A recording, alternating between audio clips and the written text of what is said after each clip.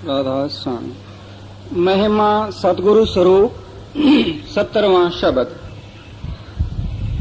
काल ने जगत अजब परमाया,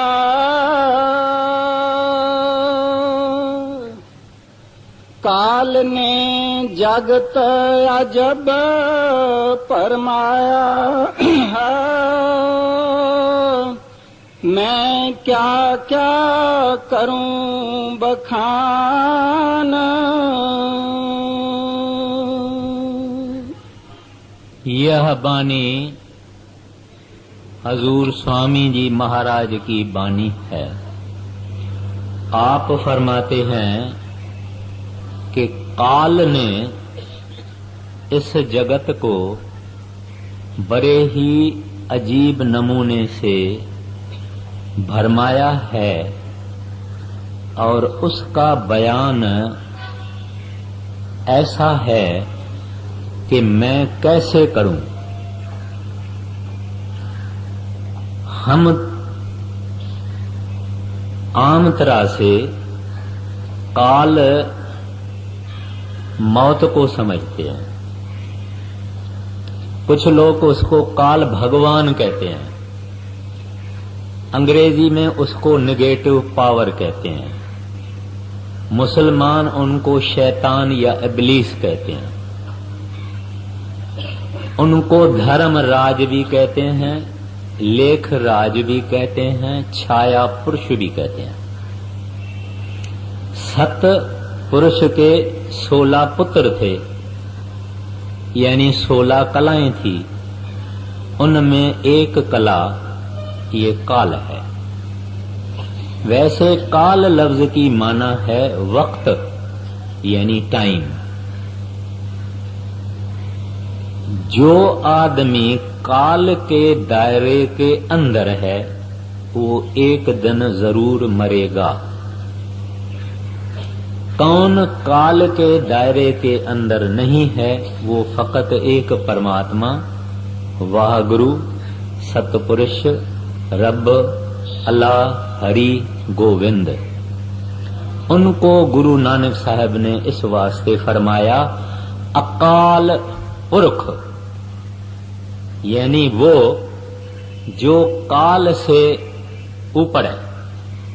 अकाल यानी वो जो टाइम लेस है, जिसको वक्त नहीं पहुंच सकता है, जिनके लिए हम नहीं कह सकते हैं कि ये 100 बरस का है, 200 बरस का है, 500 बरस का है, हम नहीं कह सकते। क्योंकि वो सतपुरुष, अकाल पुरख, वाहगुरु, हरि, रब, गोविंद इस काल को पैदा करने वाला है। काल के दायरे से बहुत ऊपर है। स्वामी जी महाराज कहते हैं काल रचा हम समझ बूझ के, बिना काल नहीं खौफ जीव के। स्वामी जी से एक सिख ने सवाल किया कि महाराज ये आपने काल काय को बनाया? कहते हैं मैंने किसी मतलब से बनाया। ये दुनिया वाले नहीं तो डरते नहीं, डरते ही नहीं है। अगर डर नहीं होवे तो गुनाह करेगा आदमी, पाप करेगा, ठगियां करेगा, चोरियां करेगा। कहते हैं फिर इनको सजा कौन देवे? कहते हैं काल देवे। अगर हमको घर में अपने जमीन सफा करवानी है, घर को साफ करवाना है या बाथरूम साफ करवानी है, तो हम जरूर कोई मेहतर रखते हैं। तो मालिक ने इस तरह से ये दुनिया को डर में रखने के लिए काल को रचा। इस वास्ते स्वामी जी महाराज कहते हैं कि काल रचा हम समझ बूझ के, बिना काल नहीं खौफ जीव के। अगर काल जो कुछ है नहीं होता तो ये सृष्टि पता नहीं क्या हो जाती। खैर, तो ये काल, इनको काल भगवान भी कहते हैं। ये त्रिलोकी का नाथ है। 1.25 लाख रूहों को यानी शरीरों को रोज खाता है। कबीर साहब जी महाराज कहते हैं यानी सारी सृष्टि में 1.25 लाख जीव मरते हैं। उसमें मच्छर भी आ गया, मक्कर भी आ गया, घोड़ा भी आ गया, कुत्ता भी आ गया, बिल्ला भी आ गया, क्योंकि ये सब काल के रचना के अंदर है। और कबीर साहब जी महाराज कहते हैं जगत चबीना काल का, कुछ मुख में कुछ गोद। कहते हैं हम सब काल का खाजा है, माना खाने की चीज है। काल कुछ लोगों को खा रहा है, चबा रहा है, कुछ उसके गोदी में है, कुछ अलग रखे हैं। तो जो चबा रहा है वो आदमी आज इस वक्त मर रहे हैं। सारा जहान है, इतना बड़ी दुनिया है, इसमें कई लोग मर रहे हैं रोज 1.25 लाख। कुछ उसमें गोद में हैं जो कल मरेंगे। अभी हमको पता नहीं है कि हम उसके गोदी में हैं या हम अलग रखे हुए हैं, कौन अलग है कौन उसके गोदी में है, लेकिन इतना जरूर मालूम है कि क्यू में हम खड़े हैं। तो उस काल ने जब अपनी रचना बनाई, अनुराग सागर में कबीर साहब ने उसका जिक्र किया है और गुरु नानक साहब जी महाराज ने अपने ग्रंथ साहब में कहीं कहीं उनका इशारा किया है।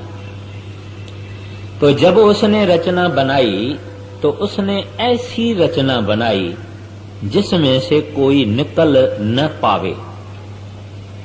तो उसने शरीर कितने नमूने के बनाए, एक हमारा फिजिकल बॉडी या स्थूल शरीर, दूसरा इसके अंदर हमारा एस्ट्रल बॉडी,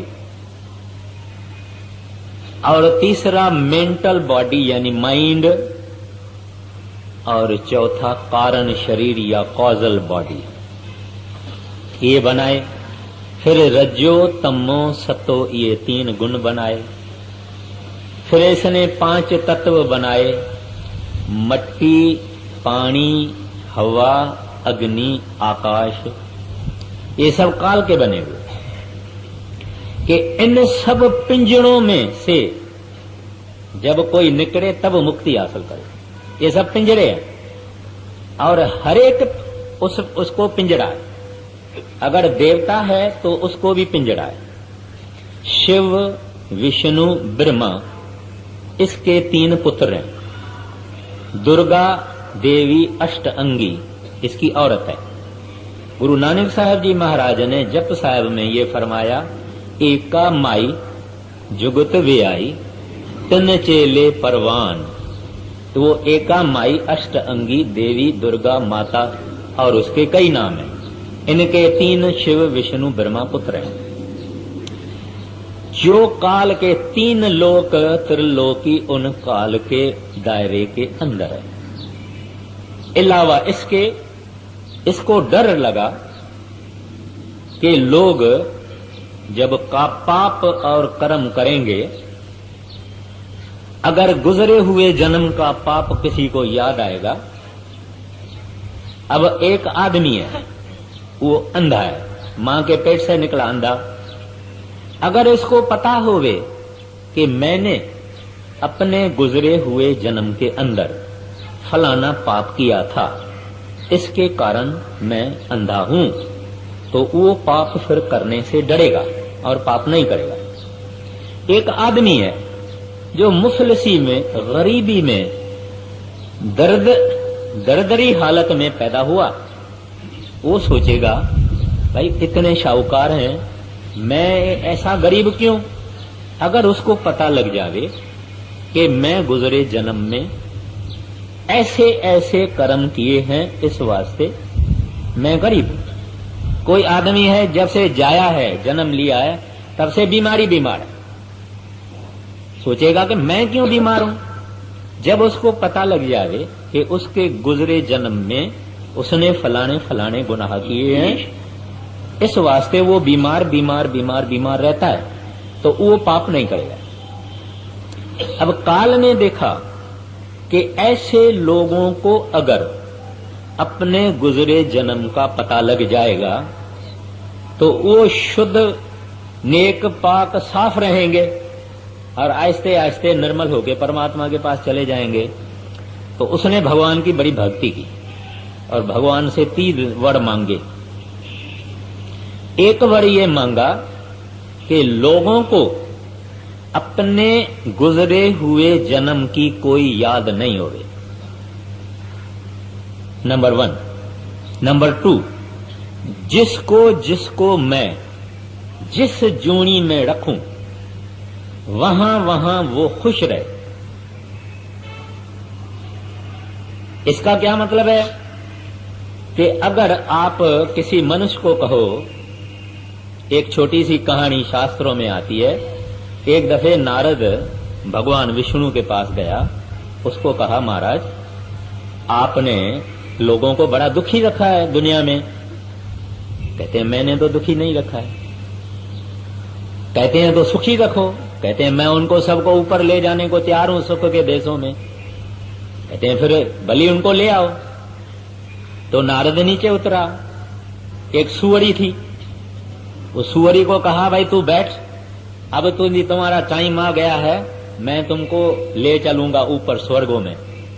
कहते हैं ठीक है, मगर कैसे क्या होगा? कहते हैं मैं तीर मारता हूं तुम्हारे को, तू मरेगी, फिर तुम्हारी रूह को ऊपर ले जाएंगे। कहती है मरना नहीं चाहती। पहले तो उसने पूछा वो स्वर्ग में विष्ठा होती है? विष्ठा माना टट्टी, पखाना। उन्होंने कहा भाई उधर, क्योंकि सुअर खाता ही पखाना है, टट्टी खाता है, विष्ठा खाता है। कहते हैं उधर है। इसने कहा उधर ये तो नहीं है, उधर तो अमृत है। इसने कहा तो मैं नहीं चलूंगा। इस तरह से हर एक इंसान, एक दफे का जिक्र है, पहाड़ों में एक जगह सत्संग हो रहा था। वहां एक अभ्यासी था, सूतार था, न एक माई थी बूढ़ी। वो बैठे बैठे सत्संग में कहती है कि महाराज जी आ गए हैं, मुझे अंदर दर्शन हुआ है, मैं तो जा रही हूं और मुझे हुक्म है कि कोई और भी आवे तो साथ ले आओ। कोई तैयार है? माई सत्संग में कहती है कि कोई तैयार है? तो एक तरखान था, तरखान यानी कारपेंटर यानी सूतान। उसने कहा माई मैं चलने को तैयार हूं, मेरे को दुनिया में कोई सुख नजर ही नहीं आता। बाकी कोई नहीं उठा और 5 मिनट के अंदर वो माई ने भी चोला छोड़ा वहां सत्संग में और उस तरखान ने भी चोला छोड़ा। अभी कहने का मतलब क्या है कि कोई तैयार नहीं है यहां से जाने के लिए, कोई नहीं। किसी को कहो, अगर समझो कोई कहता है भाई चलो तैयारी करो, बोलेगा नहीं भाई अभी तो मेरी जवानी है, अभी तो कुंवारा हूं। अगर बोलेगा शादी की हुई तो ही बोलेगा अभी तो बच्चे भी नहीं हुए हैं, अभी तो बाल भी मेरे सफेद नहीं हुए, कुछ दुनिया का मजा तो लेने को दो। खैर, तो काल ने दूसरा वर ये मांगा कि जो जहां है वहां खुश रहे, माना उस जूनी को छोड़ना नहीं चाहिए। तीसरा ये वर मांगा कि तुम्हारे संत जन जब इस दुनिया में आएंगे तो कोई करामात यानी मिरेकल, यानी कुछ ऐसा दिखाना अजीब गरीब के लोग एक मरे हुए को जिंदा कर देवे तो उस गांव के आदमी सब सत्संगी बन जाएं, बोलेंगे हमको नाम दो। तो उसने तीसरा वर ये मांगा कि आप जब इस दुनिया में आएंगे तब कोई करामात दिखा के दुनिया वालों को यहां से नहीं ले जाएंगे, करामात मना है। ये 3 वर मालिक ने उसका माना क्योंकि काल ने मालिक की भक्ति की। अब ये सारा जेल खाना उस काल का बना हुआ है। संत करामात दिखा नहीं सकते, माना कर सकते हैं कुछ भी, मगर सिख के प्राइवेट लाइफ में करेंगे, अंदर से करेंगे, पब्लिक नहीं करेंगे। यानी अब भजन अभ्यास करके, गुरु की शरण लेके भजन अभ्यास करके ही जाना है, ऐसा वर काल ने मांगा। तो कोई भी, चाहे देवी चाहे देवता, ये सब त्रिलोकी के अंदर है। चाहे जितनी भी शिवपुरी, ब्रह्मापुरी, इंद्रपुरी, कई सटल रीजन्स हैं, एस्ट्रल रीजन्स हैं, ऊपर है, नीचे नीचे, मगर वहां भी जाके आदमी को फिर मरना पड़ता है, यानी अपने अच्छे कर्मों का फल वहां भोग के फिर आएगा। कोई काल के दायरे से नहीं बच सकता। ऋषि मुनि बड़े बड़े भी हमने देखा है, औरतों ने गिरा दिया, किसी को मेनका ने गिरा दिया, किसी को अप्सरा ने गिरा दिया, किसी को किसी ने गिरा दिया, किसी को किसी ने गिरा दिया। ये सब काल के अंदर है। तो उसने ऐसी चालाकी से ये सारी रचना रची है कि यहां से कोई निकल नहीं सकता।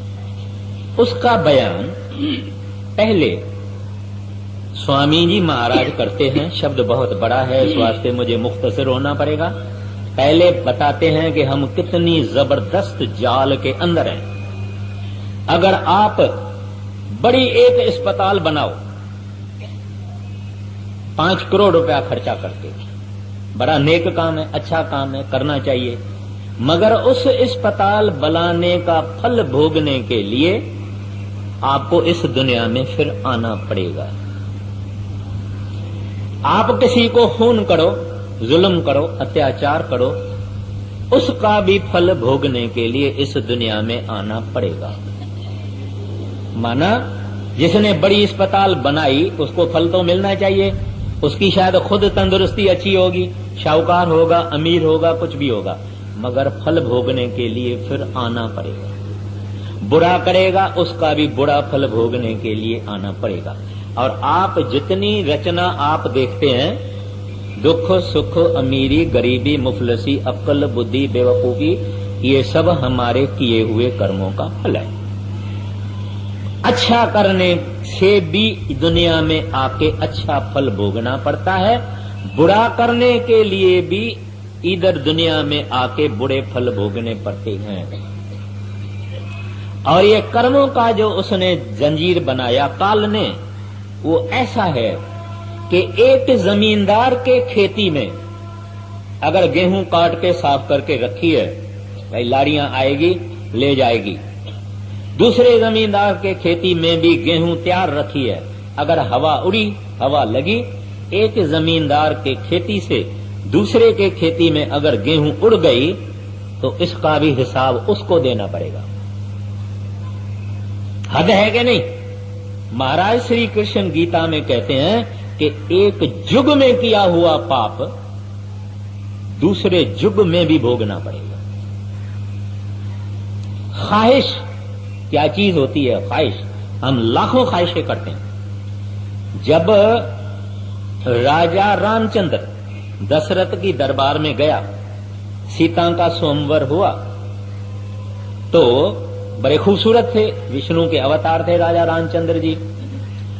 तो सीता की सहेलियां बैठी थी, लड़कियों को सहेलियां तो होती है। उन्होंने जब राम की सुंदरता देखी, उसके जबान से निकल कहा, आहा हा, क्या खूबसूरती है, काश हमको भी ऐसा पति मिले। इतना उसका खाली ख्वाहिश, जिसको हम डिजायर कहते हैं, इतनी ख्वाहिश करने से उनको क्या फल मिला कि जब युग बदली हुआ तब वो कृष्ण की गोपियां बनी और राम कृष्ण बन के आया। खाली ये ख्वाहिश की कि काश हमको भी ऐसा पति मिले। राजा रामचंद्र ने बलि को पीठ में तीर मारा, इसका फल ये हुआ कि दूसरे युग में वो भील बन के आया और महाराज श्री कृष्ण के पांव में तीर मारा। महाराज श्री कृष्ण का देहांत उस कारण हुआ था। यानी अवतार भी इस कर्म के चक्कर के अंदर हैं। इतना जबरदस्त जंजीर काल का है। ये हालत देख के गुरु नानक साहब महाराज जी ने फरमाया, बाबा जग फा था महाजाल। मेरे लफ्ज नहीं है, मैं नहीं कहता हूं, गुरु नानक साहब जी के ये वचन है। कहते हैं ये बेचारे बड़े जबरदस्त जंजीर के अंदर फंसे हुए। तो ये जिक्र करते हैं पहले, उसके बाद में फरमाते हैं कि ये हालत जगत की देख के संत और महात्मा इस दुनिया में वक्त ब वक्त प्रकट होते हैं, जो उस दयाल के अवतार हैं। काल के अगेंस्ट में दयाल है। इस्लाम की भाषा में कहते हैं शैतान अल रहमान, जो रहीम है, दयालु है, कृपालु है, वो दयालु वाहगुरु है, परमात्मा है। और ये शैतान जो इंसान को परमात्मा से दूर रखे। तो इस वास्ते जब गुरु नानक साहब जी महाराज ने देखा कि काल की जबरदस्त जंजीर है, इसने इस वास्ते फरमाया कि बाबा जग पाता महाजाल। फिर आपे ही किसी और जगह कहते हैं काल को लेखराज कहा जाता है। लेखराज इस वास्ते कहा जाता है, वो कह लेखा मांगता है, कहता है देव भाई अच्छा किया है फल ले ले, बुरा किया है फल ले ले। उसके पास लेखा है, इंसाफ है, अदल है। तो शाह साहब सिंध के कामिल फकीर हुए हैं, वो कहते हैं अदल छुटा न आऊं फेरो कज फजल जो। हे प्रभु, हे वाहगुरु, इंसाफ नहीं करना, न्याय नहीं करना। मैं गुनाहों से भरा हुआ हूं। जेते सागर नीर भरे हैं तेते अवगुण हमारे। प्रभु मेरे अवगुण देखोगे तो मेरा खत्म हूं मैं। अदल छुटा न आऊं को फेरो कज फजल जो। दया करना, रहम करना, कृपा करना, बख्शना, क्योंकि काल का हिसाब जबरदस्त है। फिर गुरु नानक साहब जी महाराज दूसरे लफ्जों में कहते हैं लेखे कबहू न छूटिए, क्योंकि लेखराज है, लेखराज है, उसका काम है लेखा लेओ देओ। पाई का भी लेखा होता है। इस वास्ते कहते हैं लेखे कबहू न छूटिए, खिन खिन भूलन हार, बख्शन हारा बख्शिल, नानक पार उतार। तो वो दया करने वाले, रहमान अल रहीम, करुणा के सागर, बख्शंद, सद बख्शंद सदा मेहरवाना, वो सतपुरुष है, वाहगुरु है, दयाल है। और उनके प्रतिनिधि यहां संसार में संत जन है। तो यहां फिर महाराज जी पहले काल का सारा जिक्र बता के उसके बाद में वो दयाल पुरुष कैसे यहां आता है संतों के चोले में और क्या हमको करना चाहिए, ये उन्होंने ये कहा है।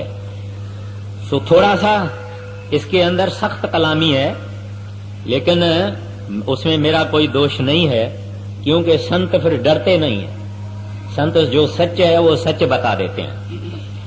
कहते हैं काल ने जगत अजब भरमाया, मैं क्या क्या करूं बखान। कहते हैं ये सारी त्रिलोकी उस काल ने बनाई है और हर एक को मुसीबत में पाया हुआ है। सारी दुनिया उसको ही पूजती है, पूजती उसको है, उसके हुक्म में चलती है। अगर कोई आदमी मेरी निंदा करे, मुझे आके कोई सुनावे, तो तुम्हारी भाई ऐसी निंदा फलाने आदमी ने की है, तो मेरा इमीडिएट रिएक्शन क्या होगा कि मैं उसके अवगुण तलाश करूंगा। उसका नहीं तो उसके बाप का, उसके भाई का। हम उसकी 5 और खराबियां तलाश करके मैं उसकी निंदा करूंगा, क्योंकि काल का रिप्रेजेंटेटिव एजेंट मन हमारे अंदर बैठा हुआ है, जो माफी देना नहीं चाहता है। वो बोलता है इसने मेरी क्यों की, मैं भी इसकी करूंगा, थोड़ा सा ज्यादा ही करूंगा।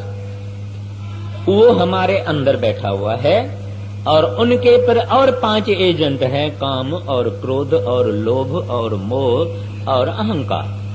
ये हमारे अंदर काम कर रहे हैं, हर एक के अंदर काम कर रहे हैं। एक आदमी बूढ़ा है, 60-70 वर्ष की उम्र है, 50-55 वर्ष की उम्र है, जा रहा है, एक खूबसूरत स्त्री देखता, उसको आंखें फाड़ फाड़ के क्यों देखता है?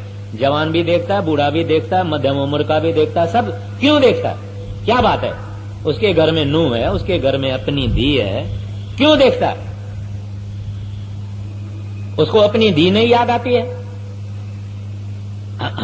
हम दुनियादार कई ऐसी चीजें करते हैं, कभी हमको ये ख्याल नहीं आता कि हमारे घर में भी बहू हैं, बेटियां हैं, लड़कियां हैं। डर नहीं, हम कहते हैं भगवान है, मगर हमारे जो करतूत हैं और हमारे जो अमाल हैं, हमारे जो लक्षण हैं, हमारी जो एटीट्यूड है लाइफ में, उसे पता लगता है कि भगवान में हम मानते ही नहीं है। अगर भगवान को माने भगवान है तो इसकी माना वो हर जगह है और सब कुछ देखता है और सब कुछ सुनता है, फिर भी हम पाप और गुनाह और निंदा और गिला और चुगली जितनी बुरी बातें करते रहते हैं। हमारी जिंदगी भरी हुई है। ये सब क्यों है? क्योंकि काल ने इस रचना को इस तरह से बनाया हुआ है। सब हमको याद है, मरना कभी याद नहीं है। सब याद है मगर मरना याद नहीं है, भूल जाते हैं हम। ये मर गया, वो मर गया, वो मर गया, वो मर गया, वो मर गया, ये मर गया। ये क्या समझता है? ये अमर रहेगा? ताजमहल का बनाने वाला कहां गया, साइंस वाले कहां गए, बड़े बड़े फिलासफर कहां गए, फैलसूफ कहां गए, सारी दुनिया वाले कहां गए? जरूर है कि एक दिन ऐसा आएगा कि हम भी कुछ नहीं होंगे, मगर ये डरता क्यों नहीं? क्योंकि काल बैठा हुआ है, उसने पर्दा लगाया हुआ है। सब सोच विचार, खा पी, ऐश कर, मजा कर, घूम फिर, ये कर वो कर। सत्संग वसंग में नहीं जाना, वहां खोटी खोटी बातें हैं, जवानी में मजा वजा सब बंद हो जाएगा। इसका मन ऐसे कहता है। आदमी से कैबरेट की बात करो, डांस की बात करो, नाच की बात करो, गाने की बात करो, सर्कस की बात करो, प्रोग्राम की बातों करो, घंटा सुनता रहेगा, सुनाएगा भी, सुनेगा भी। मगर इसको बोलो आओ भजन में बैठे, मुंह करवा कर देगा, मुंह करवा हो जाएगा उसका, क्योंकि काल बैठा हुआ है। काल कहता है सब करो, मगर ये काम नहीं करो। अच्छा, तो कहते हैं आगे बढ़िए। काल ने जगत अजब परमाया, मैं क्या क्या करूं बखान। जो साधन थे पिछले युग के, सो कल युग में किए प्रमाण। अब जैसे मैंने अर्ज किया, स्वामी जी महाराज कहते हैं काल रचा हम समझ बूझ के, बिना काल नहीं खौफ जीव के। ऐसे गुरु नानक साहब जी महाराज कहते हैं खंड पताल दीप सब लोवा, काल वश आप प्रभ किया। कहते हैं ये खंड और पताल और दीप माना कॉन्टिनेंट्स, लोहा यानी सृष्टि, कहते हैं काल के हवाले प्रभु ने खुद किया है। तो ये रचना है, ये तमाशा है। कभी कभी दुनिया वाले पूछते हैं भाई ये तमाशा भगवान ने क्यों बनाया? खाली बैठा था क्या? उसको फुर्सत थी क्या? क्यों बनाया उसने? तो संतों का ये जवाब है कि भाई इस दुनिया में कई बातें हैं जो हम इस बुद्धि से नहीं समझ सकते। जब बड़े होगे यानी स्पिरिचुअली भजन करोगे, अंदर जाओगे, अंदर जाके देखो कि रचना करने वाले ने क्यों बनाया, और अंदर जाके ये जब रचना वाले के साथ मिल जाएगा, एक हो जाएगा, तो सवाल पूछने का कोई प्लेस ही नहीं। अब कहते हैं अभी काल ने क्या किया है? कल युग में वो चीजें दुनिया वाले करते हैं जो सतयुग, द्वापर और त्रेता में होती थी। सतयुग में आदमी की उम्र 1,00,000 वर्ष थी, द्वापर में आदमी की उम्र 10,000 वर्ष, फिर 1,000 वर्ष, और कल युग में आदमी की उम्र 100 वर्ष। 100 पे तो कोई कोई पहुंचता है, नहीं तो 40, 50, 35, 60, 70, 80 तक ज्यादा से ज्यादा चले जाते हैं। ये जो आप सुनेंगे विश्वामित्र ने 80,000 बरस तप किया। 80,000 बरस कैसे किया? जब उम्र ही 1,00,000 वर्ष थी, तभी वो 80,000 बरस कर सकता है। अभी उम्र छोटी, और इतनी उम्र छोटी, उसमें से इसका 20 बरस पहले का तो यूं ही जाता है। पढ़ेगा, खाएगा, पिएगा, यारी दोस्ती इधर उधर, फिर शादी वादी करेगा, कुछ काम वाम करना शुरू कर देगा। उसमें भी आधे तो हो गई रातें, आधे रातें हो गई, रात को सोना, बाकी आधा बच गया। इस आधे में ये बेचारा क्या करे? खावे पीवे, शादी करे, बच्चों को जन्म देवे, कमाई करे, धंधा करे, इल्म पढ़े, साइंस पढ़े, क्या करे? कहता है इंसान, थोड़ी सी तुम्हारी जिंदगी, तुम पुरानी युगों की बातें क्या कर रहा है? पुराने युगों की साधनाएं तुम क्या कर रहा है? प्राणायाम और ये और वो और पूजा और पष्टा, ये कहते हैं उस जमाने की बातें। बताएंगे कि क्या करो। तो कहते हैं जो साधन थे पिछले युग के, सो कल युग में किए प्रदान। लोग पुरानी बातों को सुनी सुनाई करके और उनके पीछे पड़े हुए हैं। आगे, जो साधन थे पिछले युग के, सो कल युग में किए प्रमाण। मूर्ख प्राणी मन सैलानी, सोयट के जल और पखान। आगे, बुद्धिमान अभिमानी जो नर, विद्या नारी के हुए गुलाम। बाकी जीव बीच के जितने, ना मूर्ख ना अति बुद्धिमान। स्वामी जी महाराज दुनिया वालों को 3 हिस्सों में बांटते हैं। कौन से? मूर्ख और बुद्धिमान और जो बीच वाले हैं, यानी दरमियान। अभी कहते हैं कि जो मूर्ख लोग हैं उसने क्या किया? पैसे हो गए, उठाए पैसे, बाल बच्चों को लिया, एक तीर्थ को गया, उधर स्नान विस्नान किया, फिर और आगे चले, फिर उधर गया, फिर दान किया, फिर पुण्य किया, 10-15 तीर्थ घूम फिर के और आ गया। और आके कहता है कि भाई मैं तो अपने पाप उधर दे के आया हूँ, तीर्थों में स्नान करके आया हूँ, और कुछ प्रेजेंट ये वो सब लेके आके रिश्तेदारों को देता है। इसी तरह से इस्लाम वाले हज करने को जाते हैं और वहां से भी कुछ चीजें सामाने वामाने लाते हैं, उसको हाजी कहते हैं। उसने भी आके कुछ दुनियादारी की, लेना देना किया। कहते हैं एक तो इस किस्म के आदमी है, दूसरे बुद्धिमान आदमी है जो पढ़े हैं, बड़े बड़े किताब, बड़ी बड़ी पुस्तकें, बड़े बड़े धर्मी किताब वगैरह ये पढ़ते हैं और उस पढ़ने का उनको बहुत अभिमान होता है। और वो आदमी ज्यादातर दुनिया की के अयाश भी होते हैं। वो तो बाकियों को वो धिकारते हैं, अंदर में अपने को बहुत ऊंचा समझते हैं। कहते हैं अनाड़ी है, अरे अनपढ़ है, बेवकूफ है, ऐसे दूसरों को समझते हैं, अपने को बड़ा ऊंच समझते हैं। और कहते हैं वो ज्यादातर स्त्रियों के हाथ में होते हैं। स्त्री उनको बहुत खींचती है, खूबसूरती उनको बहुत खींचती है। विद्या नार के हुए गुलाम, एक गुलाम अपनी विद्या के और दूसरे गुलाम नार के, वो उनकी वीकनेस होती है। फिर कहते हैं तीसरे जो हैं वो दूसरे जो हैं वो किताबों पर ही बोलते हैं वो ऐसा कहता है, वो फलाना फिलासफर ऐसा कहता है, वो जर्मन फिलासफर ऐसा कहता है, शेक्सपियर ऐसा करता है, इमर्सन ऐसा कहता है, ऐसी बड़े बड़े बातें वो लोग कहते हैं। मगर तत्व में तो वो नहीं जाते हैं, तत्व पे जा नहीं सकते हैं, क्योंकि ये पढ़ना और पढ़ाना बुद्धि की विषय है और बुद्धि एक लिमिटेड चीज है। लिमिटेड माना इस आदमी को पता नहीं कभी मरेगा, कभी बीमार होगा, कब इसको तकलीफ आएगी, कल क्या होने वाला है, परसों क्या होने वाला है, 5 बरस के बाद क्या होने वाला है, इसको नहीं मालूम। ये जो पढ़ेगा उसके हिसाब से चलेगा।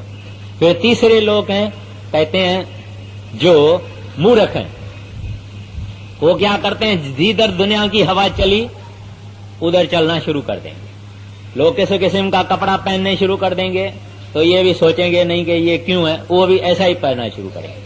कोई रंग एक खास मशहूर हो गया, प्रचलित हो गया, उस रंग के कपड़े ये भी पहनना शुरू करेंगे। जो चाल दुनिया चलेगी, कभी इधर कभी उधर, दुनिया के हवा से वो लोग चलेंगे। तो महाराज जी ने ये कहा, मूर्ख प्राणी मन सैलानी सो अटके, जल और पाखान यानी पत्थर, बुद्धिमान अभिमानी जो नर, विद्या नार के हुए गुलाम, बाकी जीव बीच के जितने, न मूर्ख न अति बुद्धिमान। कहते हैं वो जहां दुनिया चाहे, जहां हवा चली और वहां चल पड़ते। आगे, जप तप व्रत संयम बहु धोखे, पंच अगन में जले निदान। अब इस तरह से कहते हैं कि बाकी दुनिया जो है किस चीज में पड़ी है। अगर कहीं उनको फुर्सत मिल गई, कहीं ख्याल उसका ठीक आ गया, तो क्या करेगा, जप करना शुरू करेगा, तप करना शुरू करेगा, संयम करेगा, 5 अग्नियों में जलेगा। यानी बड़े महाराज जी का जिक्र है, एक दफे बड़े महाराज जी किसी शहर में गए तो वहां एक साधु था। वो साधु बिल्कुल नंगा, 4 कोने पे उन्होंने छेने रखे हुए हैं, यानी काऊ डंग, जो गाय का जो ये होता है, उसको सूखे को जलाया है। 4 जगह अग्नि जल रही है, बीच में खुद खड़ा है और ऊपर सूरज की अग्नि जल रही है। और वो क्या कहते हैं कि भाई हम 5 अग्नियों से पार निकल जाते हैं। तो महाराज जी ने कहा, भाई 5 अग्नि, इसके अंदर में काम क्रोध लोभ मोह अहंकार, पार तो उनसे होना है, मगर ये बाहर ये 5 अग्नियां जला के बेचारा क्या करता है। तो ऐसे कई जीव हैं, कई काम, कई तरह तरह के धर्म के रिद्धियों में, सिद्धियों में, जादू मंत्र तंत्र, इन चीजों में पड़े हुए हैं, जिंदगी खराब कर देते हैं। एक दफे का जिक्र है कि एक जैनी था। अभी जुदा जुदा मजहबों के जुदा जुदा सेक्ट हैं, उनके अपनी अपनी रस्में और अपने अपने रवाज हैं। कहते हैं कि जैनी था, उस जैनी का ये सिस्टम था कि सुबह को पाठ पढ़ता था और एक दीवा जला के रखा था, दीवा तेल से भरता था। जब दीवे का तेल खत्म होता था तब अपना धर्मी पुस्तक पूरा हो जाता था इनका, और फिर वो खाना खाता था। कुदरत ऐसी हुई कि उसके घर में नूह आ गई, एक नई नूह आ गई। उसने पहले दिन आके देखा कि मेरे ससुरा जी पढ़ रहे हैं। वो जब तेल आधा हो जावे तो वो और तेल डाल देवे, फिर वो तेल जब खत्म होने में लगे फिर वो डाल देवे। अब उसका वचन ये किया हुआ है, उसने अपने अंदर में ये संकल्प किया हुआ था, जब तेल खत्म होएगा तब खाऊंगा पीऊंगा, वरना नहीं खाऊंगा पीऊंगा। इस तरह से बेचारा प्यासा भूखा मर गया, क्योंकि वो तेल डालती गई और ये उठे भी नहीं, ये बोले भी नहीं, कुछ नहीं। उसने सोचा भंग हो जाएगा मेरा जो प्रण है। तो इस तरह से लोग खोटी खोटी बातों में, फिजूल बातों में अपना जीवन खराब कर रहे हैं। फिर फरमाते हैं, देखो देखो चरित्र काल करता के, कोई सिर कोई पैर रुंधान, भटक भटक भटकाया सब जग, कोई न लगाया ठौर ठिकान। अब ये जो रामायण है, इसकी असल बात यह है कि वाल्मीकि ने जब नाम पाया था और कमाई की थी तो वाल्मीकि ऊपर चले गए और बहुत ऊंची मंजिल को पहुंचे। तो वाल्मीकि ने रामायण लिखा। जब ये रामायण लिखा तभी रामचंद्र नहीं था। उसने एक एपिक के तरह से बताया था कि आत्मा क्या है, सुरत क्या है, परमात्मा क्या है, अंदर के देश क्या हैं, रुकावटें क्या है। ये इसने इस ढंग से उस रामायण में लिखा था। ये धनुष है, ये हमारा, ये इधर जो ये है ये धनुष है। इधर से जब निकला तब उसको सीता मिली, और 10 रथ यानी 10 इंद्रियों वाला ये इंसान है। ऐसे बहुत कुछ है। तो ये बनाया वाल्मीकि ने कि लोग को पता लगे कि इंसान के अंदर है क्या और ये मुक्ति कैसे हासिल करेगा। लेकिन काल ने देखा कि इसने तो सारा मेरा राज खोल दिया। इस वास्ते उसने क्या किया, अब जब रामचंद्र जी पैदा हुए उससे 10,000 बरस पहले वाल्मीक ने रामायण लिखा है। फिर काल ने जब देखा कि ये पाज खुल जाएगा, तब उसने वो जो कुछ उसने सिंबॉलिकली राम और सीता और धनुष और 14 बरस वनवास वगैरह वगैरह लिखा था, ऐसा उसने बिल्कुल इनएक्ट कर दिया। यानी दुनिया के अंदर वो व्यक्तियों को पैदा करके और वो सारा ड्रामा उसने संसार में कर दिया। अब अगर कोई आदमी राम राम कहता है, तभी वो सोचता है राजा रामचंद्र का पुत्र दशरथ सीता का पति। लेकिन नहीं, राजा रामचंद्र त्रेता युग में आए और सत्य युग में भी लोग राम राम की भक्ति करते थे। राम लफ्ज की माना है जो रम्या हुआ होवे, वन हु परवेट्स एवरीवेयर, जो जरे जरे में रम्या हुआ है वो राम। तो वो इनसे पहले ही राम थे, उससे पहले राम की भक्ति थी। अभी गुरु नानक साहब जी महाराज ने ग्रंथ साहिब में और संतों की बाणी, जहां राम है वहां राम वो राम है जो परमात्मा है, जो वागड़ू है, जो रब है, जो हरि है, जो अल्लाह है, जो गोविंद है, जो सब जगह में रम्या हुआ है, उसका जिक्र है। लेकिन राजा रामचंद्र का जिक्र नहीं है। तो ये सब काल भगवान की होशियारी है, जिससे कहते हैं देखो चरित्र काल करता के, कोई सिर कोई पैर रुंदान, भटक भटक भटकाया सब जग, कोई न लगाया ठौर ठिकान। हर एक आदमी को आपने देखा है ना, जब घोड़े की रेसेस होती थी, अभी पता नहीं किस और नमूने की हो गई है, तो घोड़े को आगे रुकावटें रखी जाती थी। कोई छोटी दीवार बनाते थे तो घोड़ा उसके ऊपर छलांग लगा के जावे, फिर कुछ पानी रखते थे, घोड़ा छलांग लगा के जावे। ऐसे इस इंसान को कई रुकावटें हैं। हर एक इंसान के सामने पहले तो स्त्री रख दी है, बोले तो इधर से तो निकल, फिर तुम्हारा पता लगेगा। तो कहां निकले? स्त्री आ गई तो बच्चे आ जाएंगे, बच्चे आ जाएंगे, उसके नाती हो जाएंगे, जवाई हो जाएंगे, ये सब हो जाएगा, बड़ा बड़मंडल हो जाएगा। जंजाल इसका बढ़ गया, जंजीर बढ़ गई। इसने सोचा था कि घर में रोटी अच्छी मिलेगी, आराम से मिलेगी, सेवा वेवा होगी, मगर इसने ये नहीं सोचा था कि गले में भी गलाबंदी भी हो जाएगी, हाथ कड़ी भी हो जाएगी, गर्दन भी बंद है और पाए भी बंद, सब कुछ बंद हो जाएगा। ये एक जनरल बात है, हम सब जानते हैं। और हर एक स्त्री को पुरुष सामने दे दिया, कहते तू इधर से तो निकल। कैसे निकले? फिर आगे कई चीजें हैं। तो कहता है कि उस काल ने बड़ी चतुराई से इस संसार को ऐसा बनाया है, कोई वीर कोई सूरमा इससे निकल सकता है, अरे गहरे का काम नहीं है। आगे ऐसी हालत देख जगत की, संत सतगुरु प्रगटे आन।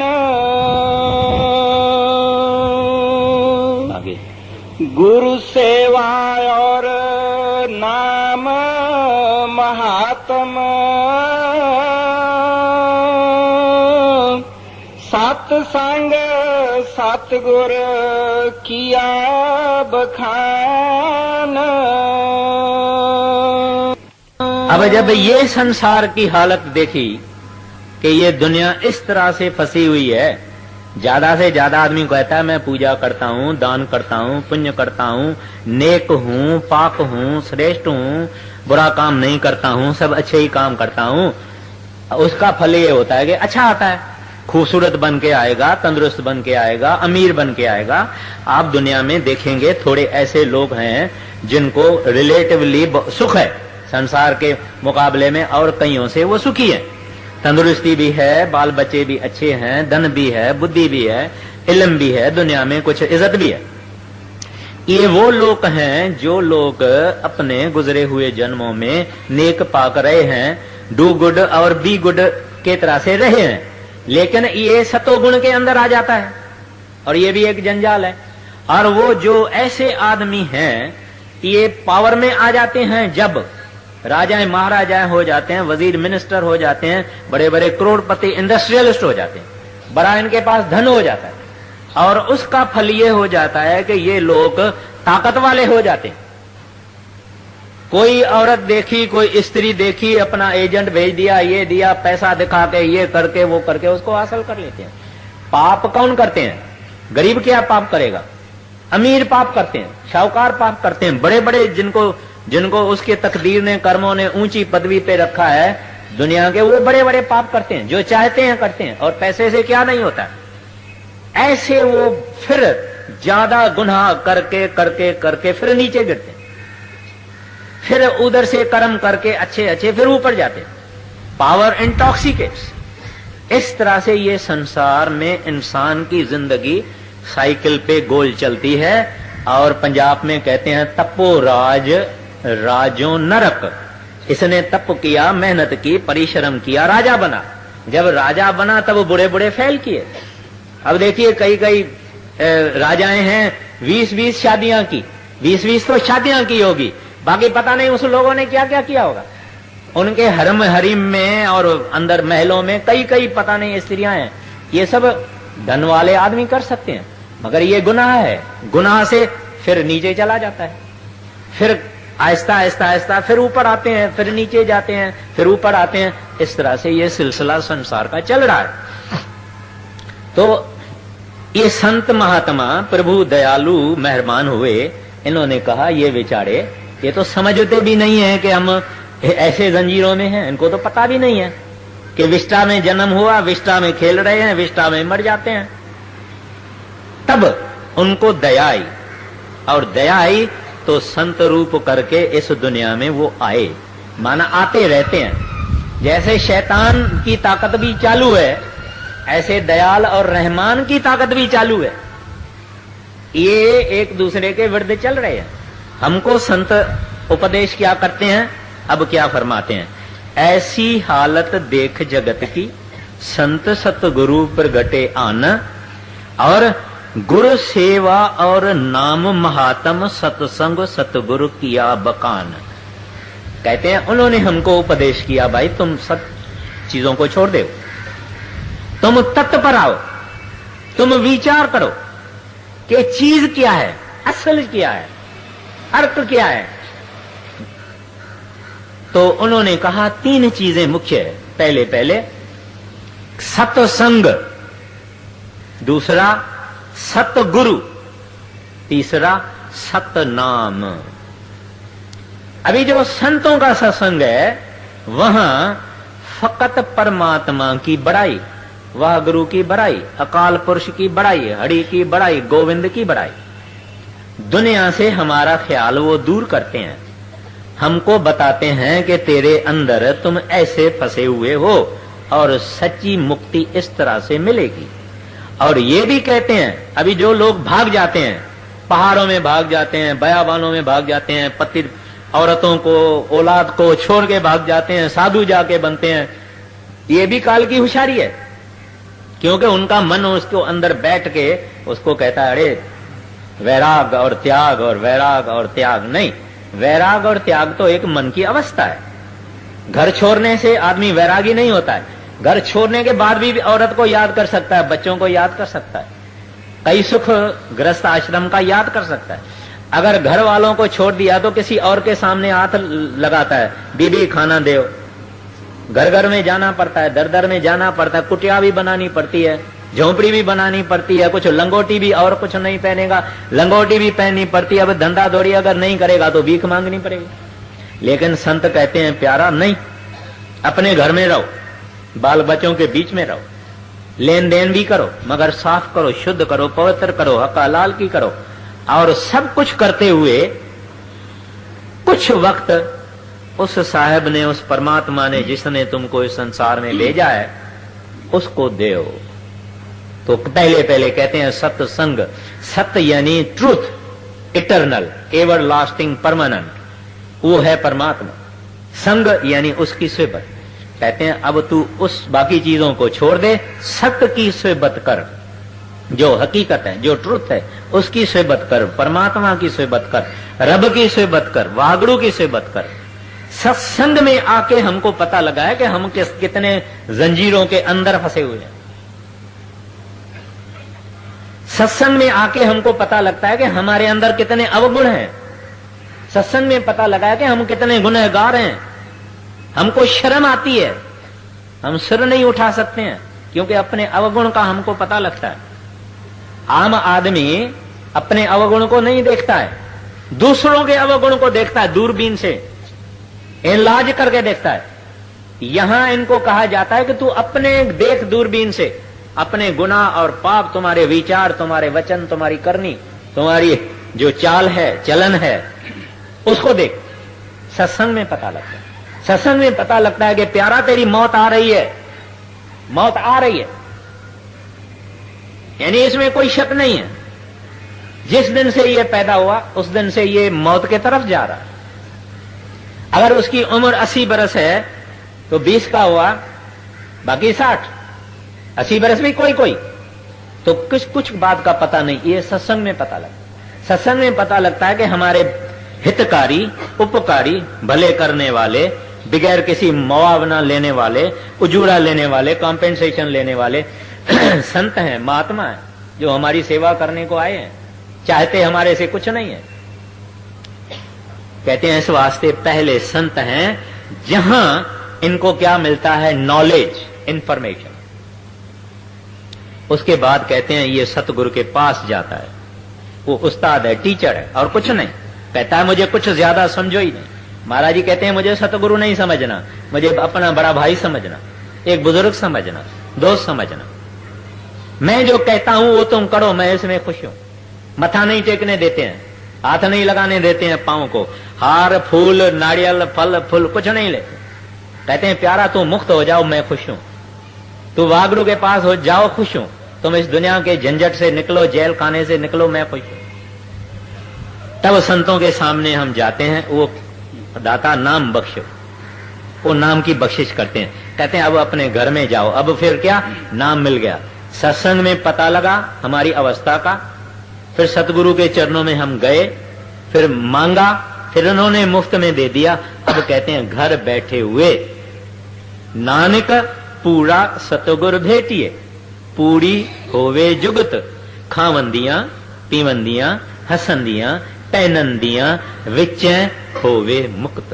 कहते हैं ऐ बंदा, ऐ इंसान, अगर तेरी जिंदगी में तेरे को कोई कामिल महात्मा मिल जावे, कामिल महात्मा बड़े रेयर, बहुत थोड़े, जैसे जंगल में शेर, वैसे तो 33 लाख साधु हमारे हिंदुस्तान में है, मगर उसमें कोई 5-7 संत होंगे। दुनिया में भी होते हैं, ऐसे नहीं है कि हिंदुओं में है या हिंदुस्तान में है। प्रभु है, उसकी रचना है, वागुरु की रचना यूनिवर्सल है।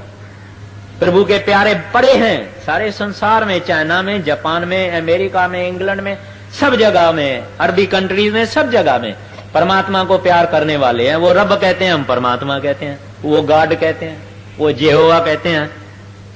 सब जगह हैं, बहुत थोड़े, और जो हैं वो छुपे रहते हैं, और जिनको हुक्म होता है वो खुल के आ जाते हैं। वो भी कहते हैं मैं बंदा हूं, मैं इंसान हूं, मेरे से ये सीख ले, ये नाम है, तू बैठ के अपने घर में कमाई कर, बस दुनियादारी भी कर और परमार्थ भी कर। 1-2 घंटा उस प्रभु के याद में लगा दे तो तेरा, जैसे महाराज जी ने फरमाया, खावंदियां पीवंदियां विचै होवे मुक्त, तुम्हारी मुक्ति हो जाएगी। तो उन्होंने 3 चीजें, कौन सी, सत्संग, सतगुरु, सतनाम, ये मुख्य चीजें। आगे साधन 3 सार उन बरने, और साधन सब चौथे मान। अब एक चीज जिससे दुनिया गाफिल है, इग्नोरेंट है, पता नहीं है, नादान है, वो है कि ये परमात्मा को मिले कैसे, सुख की दुनिया में जावे कैसे, दुख से निकले कैसे, अंदर कैसे जावे। लोग पूछते हैं भाई तुम क्या राधा स्वामी अंदर अंदर बोलते हो, अंदर कैसे जाए, कान से जाएंगे, आंख से जाएंगे, मुंह से जाएंगे, कहां से अंदर जाएंगे? कोई दरवाजा रखा है। अब ये चीज संत बख्शते हैं, कहते हैं आओ प्यारा हम तुमको बतावे how to enter unto the kingdom of heaven. अंदर कैसे जाओ, अपने अंदर सब कुछ इंसान के अंदर वो बताते हैं। उसके तीन साधन कहते हैं, साधन तीन सार उन बरने जिक्र किया। कौन सा? पहला सिमरन। सिमरन से ये शरीर इंसान का खाली हो जाता है, ये जिंदा मर जाता है।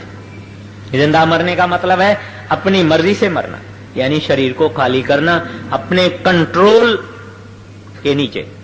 जब मर्जी पड़े निकल जाओ, जब मर्जी पड़े वापस आ जाओ, कोई डर वड़ कुछ नहीं।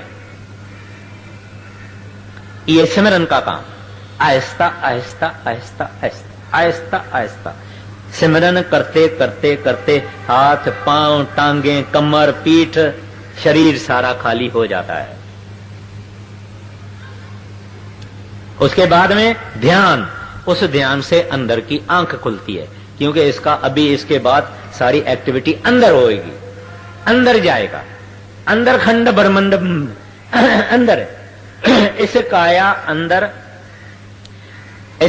अंदर पृथ्वी हाट हट बटन बाजारा, इस काया अंदर नाम नवद पाइये गुरु विचारा। सब कुछ इस काया के अंदर है।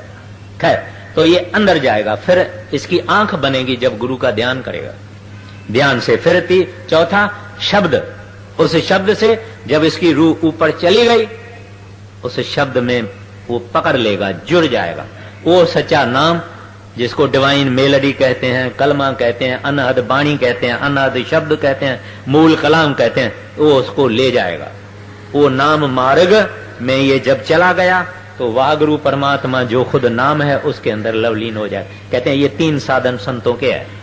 जो कोई पहुंचा इससे पहुंचा, मुसलमान पहुंचे इससे पहुंचे, इजिप्ट वाले पहुंचे इससे पहुंचे, विलायत वाले पहुंचे इससे पहुंचे, इसके बाद भी अगर पहुंचेगा इस साधन से पहुंचेगा। ये साधन किसी इंसान का बनाया हुआ नहीं है, ये रब की खुद की डिजाइन है। मां के बच्चे पेट में बच्चा कैसे होता है, ये जो प्रोसेस है, जैसे अरब भी ऐसे जमता है, हिंदू भी ऐसे जमता है, सिख भी ऐसे जमता है, यहूदी भी ऐसे जमता है, जितने जीव हैं ऐसे ही जमते हैं। ये एक सिस्टम परमात्मा ने बनाई है। तो परमात्मा के पास पहुंचने भी सिस्टम उसने ही बनाई है, वो भी हमारे अंदर है।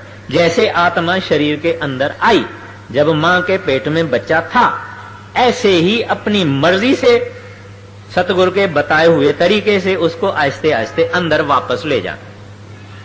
जिस रास्ते से आया उस रास्ते से ले जाओ। ये पुराने में पुराना, सनातन में सनातन, कदीम में कदीम तरीका है। जब सच्चे संत आते हैं तब बताते हैं। जब संत चले गए फिर लोग फिर भ्रमों में आ जाते हैं, उनकी तस्वीरें रख देते हैं, फूल चढ़ा देते हैं, उनकी कोई स्टैचू बना के मंदिर बना लेते हैं। ये सब चीजें बाद में आती है जब सच्चे संत चले जाते हैं। फिर वो संत कहीं न कहीं किसी देश में फिर पैदा होते हैं, और इधर शैतान का सिलसिला चालू, इधर दयाल वागुरु परमात्मा का सिलसिला चालू। ये चलता आया है और चलता रहेगा आगे। वेद शास्त्र और सिमरत पुराना पढ़ना इनका बिरथा जाना। पंडित भेख पेट के मारे वे संतन पर करते तान। कहते हैं लोग वेदों में, शास्त्रों में और गूढ़ किताबों में जाके फंसते हैं और इनको पढ़ते हैं और इनको रटन करते हैं। कहते हैं ये सब ज़बानी जमा खर्च है, ये कोई करनी नहीं है। पढ़ो, आप कितना पढ़ो, बड़े आलम और हो जाओ। अभी रावण कौन था? 4 वेदों का जानकार भी नहीं था, टीकाकार भी था। He was a great interpreter, और उसको सीता की खूबसूरती ने खत्म कर दिया। आग लग गई सारी रावण की से सीलान को। किस बात से? इतना पढ़ा हुआ 4 वेदों का, अपने घर में खूबसूरत स्त्री बैठी हुई है, उसको सीता की खूबसूरती ने खींच लिया, खत्म हो गया, लंका जल गई। तो पढ़ने से क्या होता है? पढ़ना कुछ और चीज है और करना कुछ और चीज, कर्मकांड कुछ और चीज है, परमार्थ कुछ और चीज है। इस तरह से शाह साहब सिंध के कहते हैं, रोजा ऐं निमाजू ई पिण चंगो कम पर उहो को ब्यो फहम जैसा पसंद प्रिय जो। कहते हैं ये चीजें अच्छी है, ठीक है, नेक पाक बनो, लेकिन प्रीतम को अगर देखना है, परमात्मा का दीदार करना है, कहते हैं वो चीज और है। तो यहां गुरु नानक साहब जी ने भी ये कहा है कि भाई पढ़िए जेती बरस बरस, पढ़िए जेती सास, पढ़िए जेती आरजा, पढ़िए जेती मां, नानक लेखे एक गल। कहते हैं जो चीज लेखे में आएगी वो एक गल, और हमें जखण जाख। कहते हैं वो एक गल क्या है? उस परमात्मा से इश्क करना, वागड़ू से इश्क करना, उसको दिल में चाहना और उसकी भजन करना, कमाई करना। कहते हैं लेखे में वो जाएगी और कुछ नहीं जाएगा। हाँ जी। हितकार संत उन्हें समझावे, वे मानी नहीं माने आन। अभी संत जब इस संसार के अंदर आते हैं, जो सच है ये बताते हैं, और फिर भी इन लोगों को अपने विद्या का बड़ा अहंकार होता है। कहते हैं अरे ये रविदास चमार, अरे वो जो जूता बनाता है, अरे जिसको दस्तखत भी डालने को नहीं आती है, इससे हम क्या बहस करेंगे? न इन्होंने शास्त्र पढ़ा, न इन्होंने वेद पढ़ा, न किताब पढ़ा, न कुछ पढ़ा, ये संत कैसे हो गए? ऐसी अप्रोच होती है इन विद्या वालों की। लेकिन संत कुछ चीज ही और है, इनका पढ़ने पढ़ाने से कोई हिसाब नहीं है। गुरु साहबान पता नहीं मुझे कौन सी पातशाही थी, वो उसके पास मेरा ख्याल है 5वीं पातशाही थी या और कोई पातशाही होगी, उनके पास एक पंडित आ गया, बड़ा आलिम।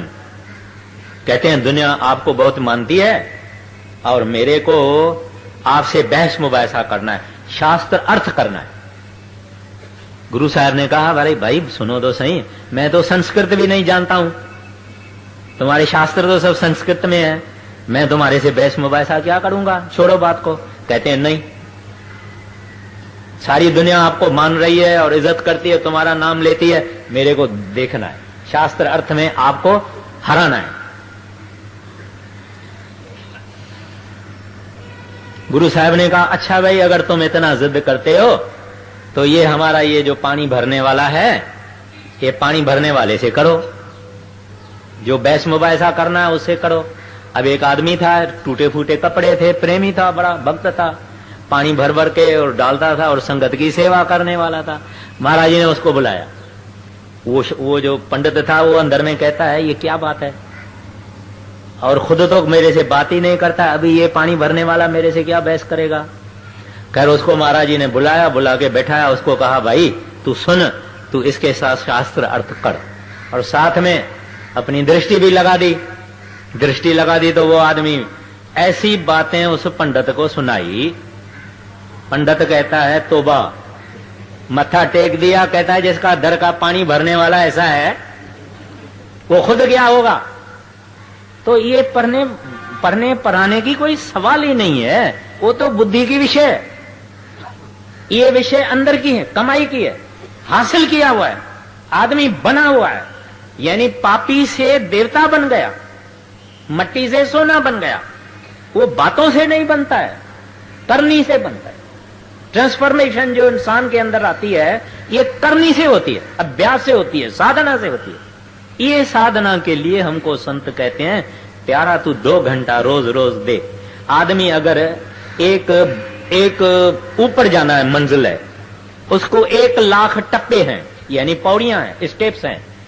अगर हम चढ़ना शुरू करें 1 2 3 रोज रोज रोज रोज, एक दिन जरूर पहुंचेंगे, लेकिन हमारा कदम चालू हो, एक दिन जरूर पहुंचेंगे, मगर कदम हम उठाएं ही नहीं तो कैसे पहुंचेंगे। और वो पहला कदम है भजन में बैठना। और अंदर जाने की कोशिश करना, साधना करना। फिर ये आदमी जैसे बुल्ले शाह कहते हैं, हुण मैं हो गया हौर दा हौर। बुल्ले शाह पंजाब के मशहूर मुसलमान फकीर हुए हैं, बहुत कामिल। पहले तो सैयद थे और आराई एक फकीर था इनायत शाह, उससे नाम लिया था, उसकी रहमत थी, इसने अपनी कमाई की। जब कमाई की, कमाल को पहुंचा, तब कहता है हुण मैं हो गया हौर गिदा हौर। कहता है मैं कुछ और चीज बन गया हूं, मैं कुछ निराली चीज बन गया हूं। I am something different, I am something new. क्यों भाई? कहते हैं मेरे गुरु के कारण। जब इसके अंदर में ये हासिलात हो जाती है, तब वो गुरु गुरु गुरु गुरु कहता है। अभी तो नहीं, अभी गुरु की कदर नहीं है। जब गुरु अर्जन साहब की ये हालत हो गई, तो कहते हैं गुरु गुरु गुरु गुरु कर मन मोड़, गुनु बिना मैं नाही होड़। पलटू साहब की जब ये हालत हुई, कहते हैं नाम के रे प्रताप से भये आन के आन। कहते हैं इस नाम के कारण, कहते हैं मैं कुछ और ही बन गया। क्यों? ये गुनाहों से बड़ा हुआ पापी, पतत, विचार अशुभ, वाणी अशुभ, करतूत और ऐमाल और एक्शन गंदे। इसको जब गुरु नाम बख्शे और ये कमाई करे, इसको रंग लग जावे, ये बदल जाता है, ये सोना हो जाता है, मट्टी से सोना बन जाता है। ये कोई कामिल कर सकता है, ऐरे गहरे का काम नहीं है। सिख भी कामिल होवे, ऐसी बात नहीं है, सिख भी कामिल होवे। अगर गुरु कामिल है तो सिख भी कामिल हो। गुरु अंगद साहब भाई लैणा चौधरी, लैणा भी कामिल सिख था, गुरु के शरण में आया फिर गया नहीं। गुरु अमरदास साहब भी कामिल सिख था, गुरु की शरण ली फिर छोड़ा नहीं। 12 बरस 72 बरस की उसकी उम्र थी। 84 तक उन्होंने अपने सतगुरु के लिए, उम्र कितनी होती है? 72 बरस का आदमी कितना बूढ़ा होता है। उसके बाद 12 बरस वो सुबह 3 बजे उठ के अपने सतगुरु के लिए नदी से पानी भर के उसको स्नान करवाते थे, पानी पीने के लिए ले आते थे। तो गुरु सिख भी ऐसा चाहिए, अधिकारी सिख चाहिए, तब उसको रंग लगता है। मगर जो सिख लेना ही नहीं चाहता है, एक बर्तन लेके अगर हम मांगने को जावे तो बर्तन तो सीधा रखना चाहिए ना, हमारा बर्तन ही उल्टा पड़ा हुआ है। गुरु डाले किसमें, चीज आवे किसमें? तो सिख भी ऐसा चाहिए जिसके अंदर में रंग लगा हुआ हो। कबीर साहब के गुरु कौन थे? रामानंद, स्वामी रामानंद। उसको जब रंग चढ़ गया, कहता है अब कित जाइए रे घर लागो रंग। कहते हैं अब कहां जाऊं, कौन से तीर्थ पे जाऊं, किस जगह पे जाऊं, किसके पास जाऊं? कहते हैं मेरे को वो रंग मस्ती चढ़ी हुई है, क्या करूं, सह नहीं सकता है। कित जाइए रे अब लागो रंग। वो रंग जब इंसान को चढ़ जाता है, संसार में रहता है छुपा हुआ, बाल बच्चों की परवरिश भी करता है, नेक पाक रहता है, अपने दिन गिनती करता है। जब वागड़ू बुलावा बोलेगा मैं तैयार हूं, बिस्तरा मेरा गोल है। कहता है पाशाओं का पाशा, मैं तैयार हूं, आपने सब बख्शा है। मैं एक गुनहगार, पापी, पतत, नीच से नीच, आपने दया की है, इस मट्टी को सोना किया है। और ये सोना इस वास्ते आपके चरणों में मैं रखता हूं, अर्पण करता हूं, कृपा करो, इसको मंजूर करो। ये संत मत। अब ये शब्द आधा हुआ है, शब्द आधा हुआ है। अभी जब भी कभी मौका आएगा उसके बाद में फिर मैं शब्द आधा लेऊंगा। राधा स्वामी। करूं बेनंती दो कर जोरी, अर्ज सुनो राधा स्वामी मोरी।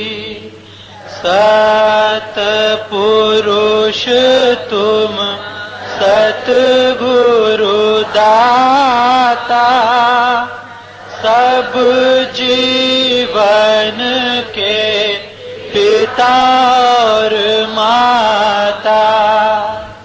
दया धार ना कर लीजे, काल जाल से न्यारा कीजे।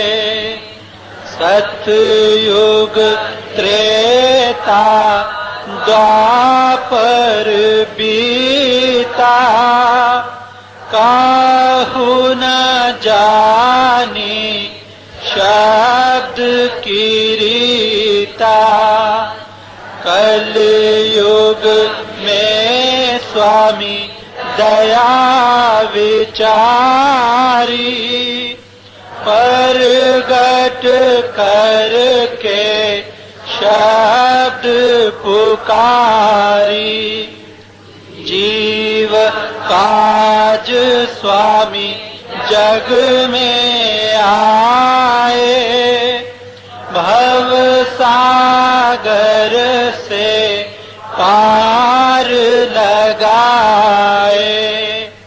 तीन छोड़ चौहापद दीना, सत नाम सत गुरुगत चीना। जगमग ज्योत होत उजियारा, गगन सोत पर चंद्र निहारा। श्वेत सिंहासन छत्र विराजे, अनहद शब्द गैब धुन गाजे। क्षर अक्षर ने अक्षर पारा, विनती करे जा दास तुम्हारा। लोक आलोक पाऊं सुख धामा, चरण शरण दी जो विश्रामा। करूं विनंती दो कर जोरी स्वामी, दो कर जोरी।